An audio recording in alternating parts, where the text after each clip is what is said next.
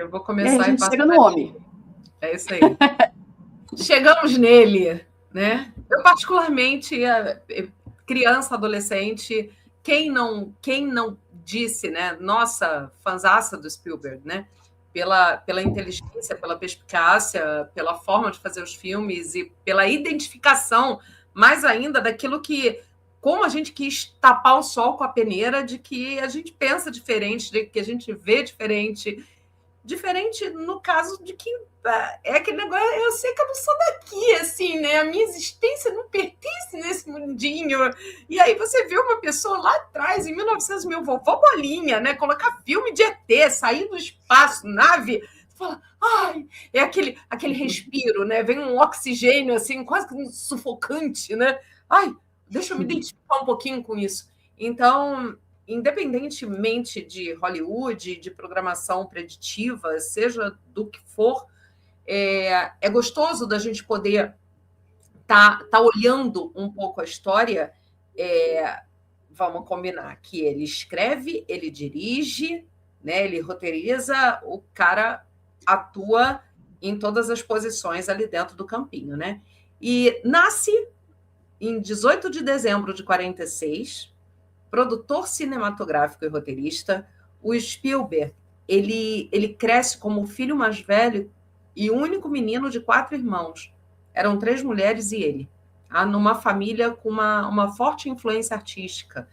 A mãe do Spielberg, que o nome dela é Leia, ela era pianista clássica, e o pai era o Arnold Spielberg. Me lembra o Arnold Schwarzenegger? Eu falei, o nome do pai dele era Arnold. Ele era engenheiro elétrico e entusiasta de tecnologia. E ele gostava muito quando o Spielberg era pequeno. E isso eu vi uma entrevista hoje, até busquei para trazer para vocês, mas eu não achei.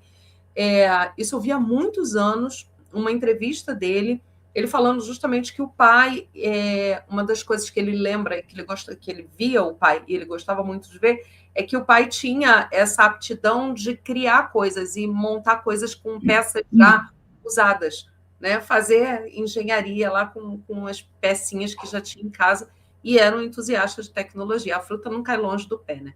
E aí, desde pequeno, ele diz e ele declara isso no próximo slide, e eu vou deixar a Anne falar um pouquinho, que ele se sentia alienígena. Olha isso, no próprio mundo, no mundinho dele.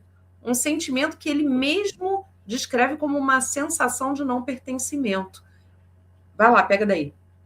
Que é tão bom falar. De certa forma, a gente traduz esse alienígena não necessariamente significa extraterrestre para a linguagem do americano, mas ele pode ter um significado de estrangeiro, tá? Ele se sentia estrangeiro, até porque ele nasceu num lugar, se mudou para outro, então ele não era daquela comunidade, ele era de uma família judia num contexto não judeu, então ele não se encaixava muito entre os pares. Então esse sentimento de isolamento vai criar um contexto que direciona essa busca também, desse ser o estranho no ninho, de ser aquele que não se encaixa. E isso vai construir também, isso serve com certeza de base para construir um perfil psicológico para adotar as narrativas sobre alienígenas da forma como ele faz. Tá? Independente desse contexto dele, né, ele, aquela coisa nunca foi um excelente aluno, tentou entrar na escola de cinema da Califórnia, não conseguiu, foi fazer carreira, né, ele é muito autodidata em muitos sentidos, ele tem mais formação na parte de fotografia e o resto é talento puro, né, aquilo que a academia não conseguiu corromper, de certa forma. Né? Tanto que hoje ele é o diretor que tem mais filmes na lista de 100 melhores filmes americanos de todos os tempos. Essa é uma lista que é atualizada ano a ano pela essa associação AFI, American Film Institute, tá? E caso vocês não saibam, esse termo que a gente utiliza com bastante frequência, blockbuster, um blockbuster do cinema, né, um termo generalizado, surgiu justamente por causa de um filme dele.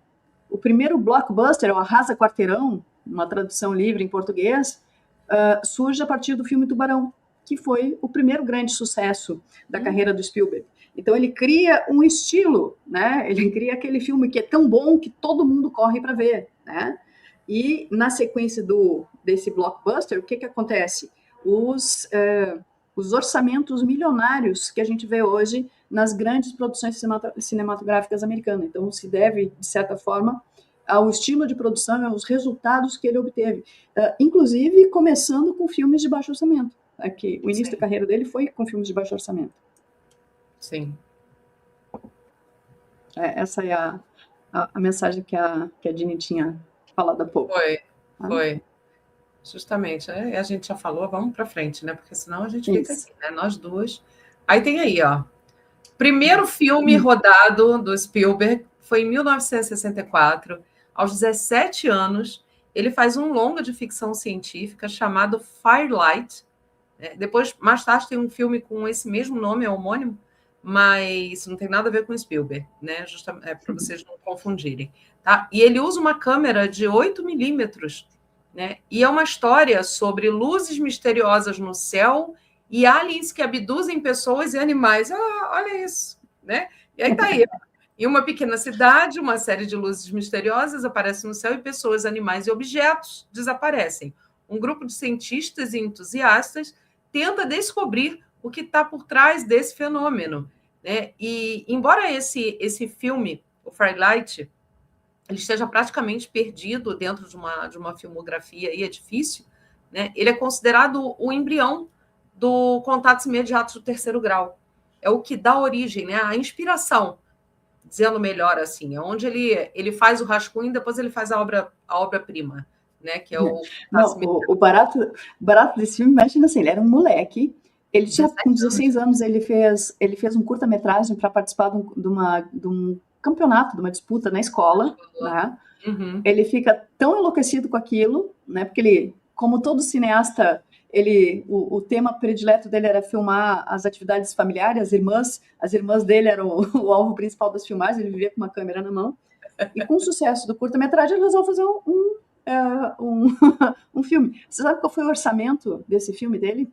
De 64? $500, financiado pelos pais. Os pais aparecem como produtores, que foram os pais que deram dinheiro, a grana para ele fazer o filme. E ele fez tudo, ele fez o roteiro, ele filmou, ele editou, né? E ele conseguiu projetar esse filme num cinema. Os pais dele alugaram um cinema, como parte da produção, eles alugaram um cinema para fazer a apresentação. Então, ele teve, inclusive, né, direito à estreia e apresentação em cinema. É verdade. Olha a divulgação. É a taxa de divulgação. Pois é, e ainda tem o seguinte, o Firelight, ele é um marco justamente para revelar 2 traços que vão marcar toda a carreira cinematográfica do Spielberg, que é o interesse por vida extraterrestre e a abordagem dele na grande maioria dos filmes, e o foco em personagens comuns diante do extraordinário. É onde ele utiliza justamente toda essa questão de abduções, e ele vem.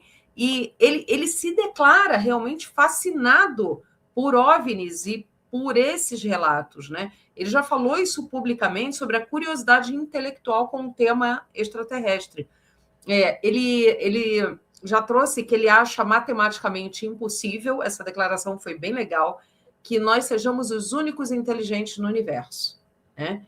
E embora admita que precisaria de uma experiência direta para realmente acreditar. Figura pública, né, gente? Diretor de Hollywood, né? Aí veio com essa fala, né? E ele afirma que ele nunca viu um OVNI. Sabe tem aquele cachorrinho assim do emoji? Sei, conta mais. Eu sei com C cedilha. Tá. Que ele nunca viu um OVNI, entendi. E tá. E que ele não saberia como explicar, porque apesar dele acreditar em pessoas que trazem esses relatos, pessoalmente ele nunca vivenciou nada parecido com isso. Então, em entrevistas dele ao longo de décadas, ele menciona a leitura de alguns relatos sobre abduções, sobre o estudo dele, porque tem que fazer um laboratório intenso, né? Dentro da vasta gama de filmes que ele traz. Ele vai lá fazer laboratório com relação a isso, mas pessoalmente, ele nunca vivenciou nada parecido com isso de forma física. Ele fala que ele já teve alguns sonhos estranhos e tal, mas fisicamente ele nunca teve contatos imediatos do terceiro grau. Tá bom. Mas é interessante que essa tenha sido a temática adotada para o filme de estreia, né? Uhum. Ainda que tenha sido visto por muito poucas pessoas e hoje esteja praticamente indisponível, né?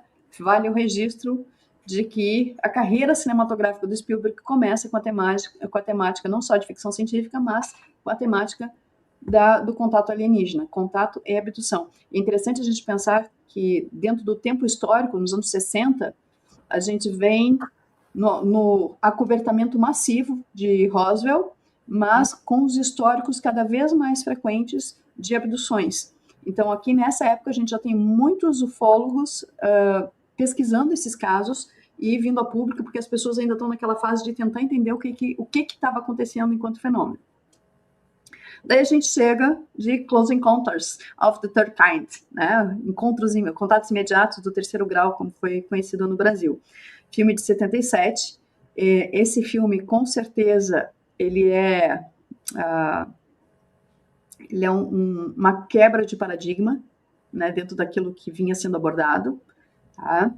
É interessante a gente conhecer um pouquinho da história por trás de cada filme, né? Então, assim, o roteiro não era dele originalmente, mas aí ele começou a sugerir mudanças, o roteirista original não concordou, então ele chutou o roteirista, ele adaptou o roteiro e acaba que realmente o filme teve a cara dele, né? Não só como direção, mas o roteiro criado por ele.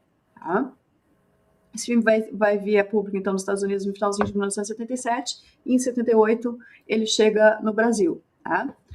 E, com certeza, todos que estão aqui viram, ou no mínimo, ouviram falar. E sobre esse filme, o próprio título do filme, ele já mostra uma pesquisa séria.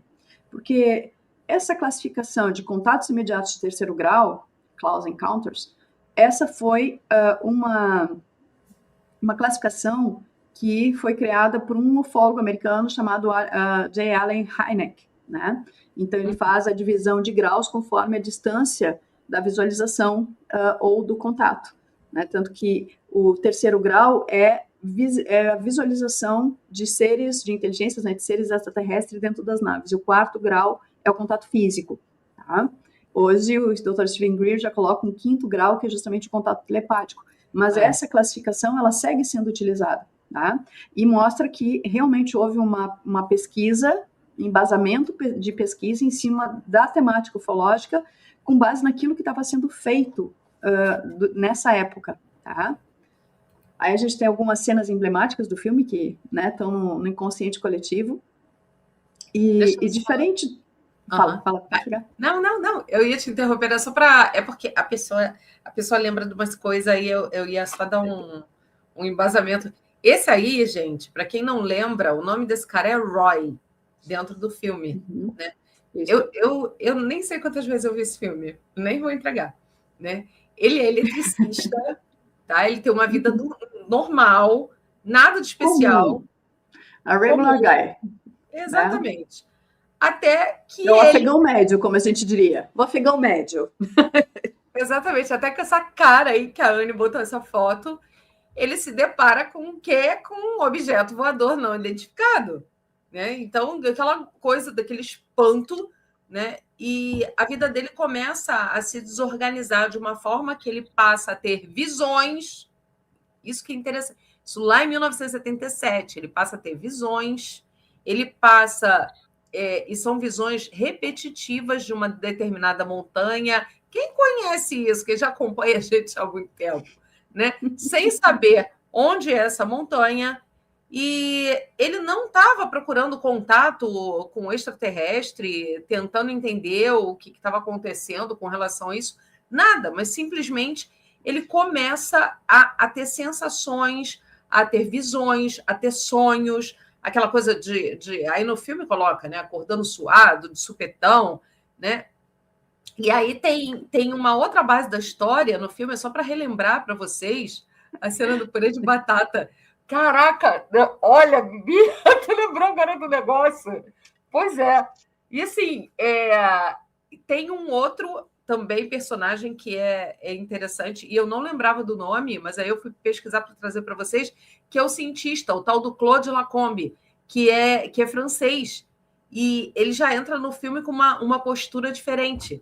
que ele não vai tratar o fenômeno como ameaça. Ele vai ali para literalmente escarafunchar, para pesquisar, né? Então, esse personagem francês é uma referência direta ao Jacques Vallée. Jacques Vallée, francês também, né? Pesquisador do fenômeno ufológico, e ele começa muito cedo a divergir da narrativa ufológica ou das constatações ufológicas regulares, como inteligências vindo de fora do planeta com interesse para sequestrar, abduzir, fazer processo de hibridização.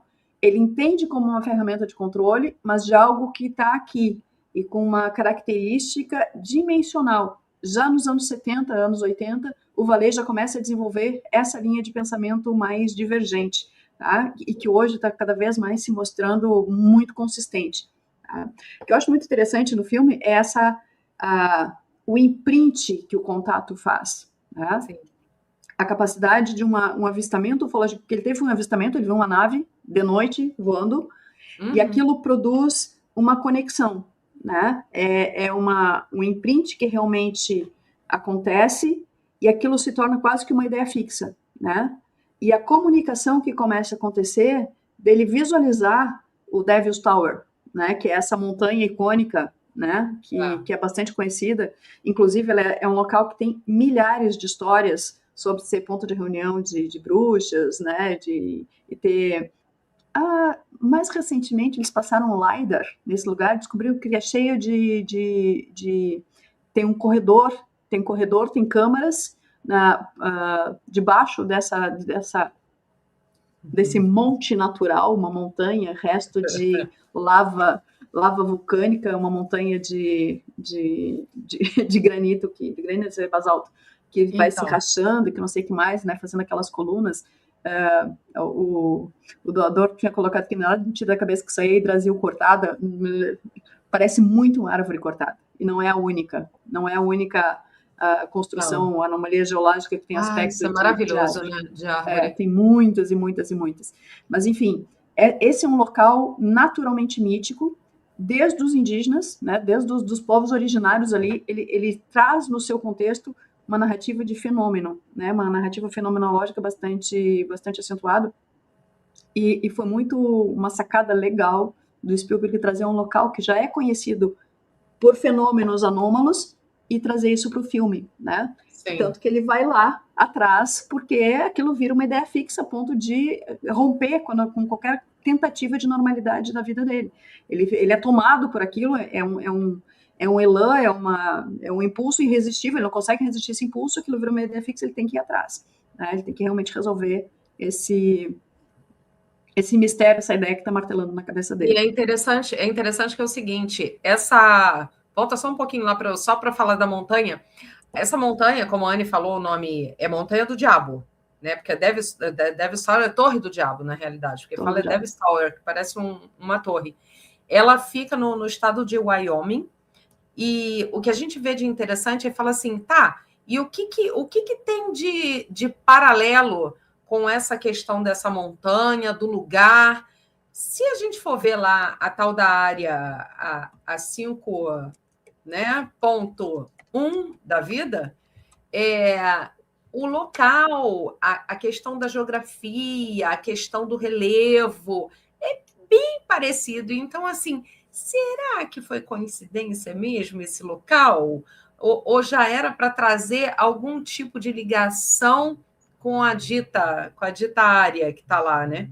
Então, justamente onde a gente vai fazendo correlações com casos ditos reais, que são investigáveis, né? E a gente tem Roosevelt aí no papel aí, né? Bem estampado, e essa linda montanha. E aquela partezinha da música do filme. Tan, tan, tan, tan, tan. Gente, eu não esqueço disso. A comunicação pelo som, pela frequência. Olha só, lá em 1977, olha o que o Spielberg joga. Não é pela linguagem falada, é pelo som. pela frequência, emissão de frequência, através da matemática, né? Fica todo mundo louco com a forma como eles estão se comunicando e colocam literalmente um teclado, né, lá no local do dito do pouso, né, na torre, na Devil's Tower ali atrás, e aí tem aquela coisa imensa daquele tan, tan, tan, tan, tan, tan, tan, tan, tan, tan, fica aquele barulho. As 5 notas. Exatamente. As 5 notas. E esse filme, ele marca a parceria do Spielberg com o John Williams, que depois vai se consolidar, inclusive, lá já tinha começado com uma trilha sonora lá do Tubarão, que o Spielberg tinha classificado como uma trilha infantil e de palhaçada, mas que rendeu sucesso, né? Criou a expectativa do suspense e se consolida aqui no filme, onde justamente a música tem um papel central também.